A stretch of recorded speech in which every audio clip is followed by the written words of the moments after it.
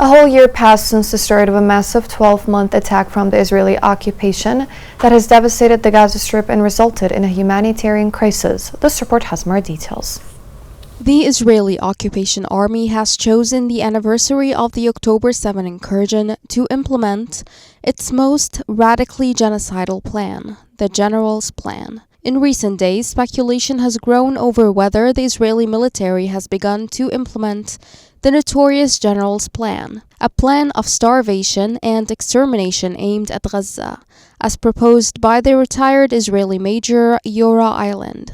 This plan involves tightening the siege on northern Gaza, starving out hundreds of thousands of people, and forcibly evacuating the entire native Palestinian population from the area as part of a broader effort to cleanse the Strip of opposition. Reports indicate that the Israeli government has possibly adopted Island's plan, which calls for cutting off humanitarian aid to northern Gaza to empty the area.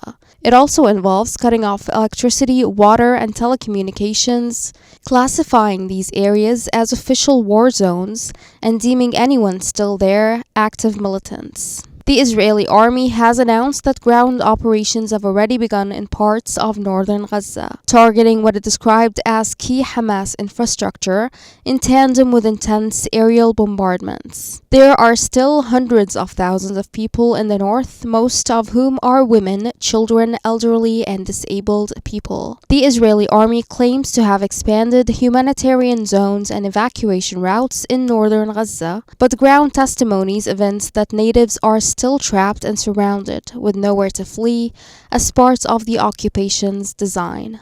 Palestinians are concerned that Israel's expanding war with Lebanon and tensions with Iran would deflect international attention, allowing Israel to accomplish its goals in Gaza with less scrutiny.